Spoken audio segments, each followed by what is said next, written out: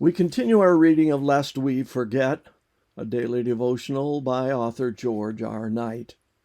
Today's reading, August 7, New Issues, Part 2. Simon Peter answered, "You are the Christ, the Son of the living God." Matthew 16:16.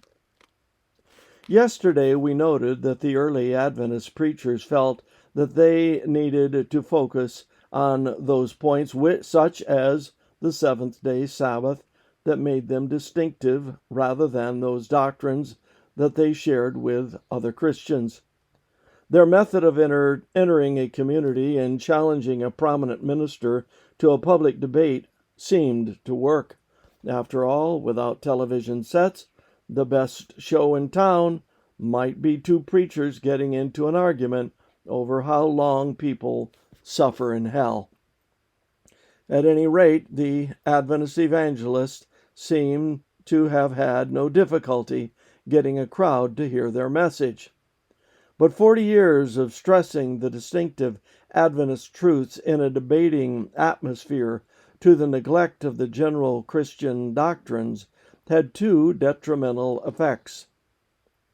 For one, it developed some pretty combative Adventists, a personality trait that would trouble the denomination in events surrounding the 1888 meetings. Beyond that, 4 decades of overemphasizing the distinctive teachings and neglecting the shared doctrines led to a disjunction between Adventism and basic Christianity. By the mid-1880s, the issue had grown to problematic proportions.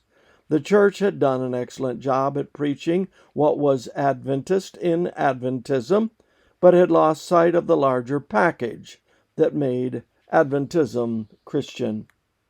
Adventism needed a course correction. 2 relatively young men from the western part of the United States, A.T. Jones and E.J. Wagner, would begin that correction.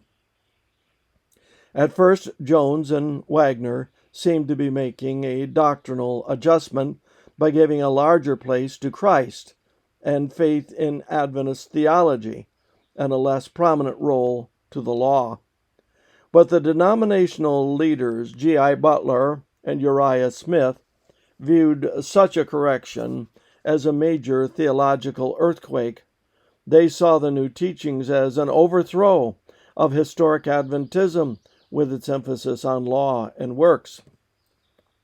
As a result, they fought it with all their might, which was not small, given the fact that they had a direct influence over the preachers of a denomination that still had only about 25,000 members worldwide. Lord, help us learn from our history the lessons of theological balance in our walk with you. This concludes our reading today of Lest We Forget.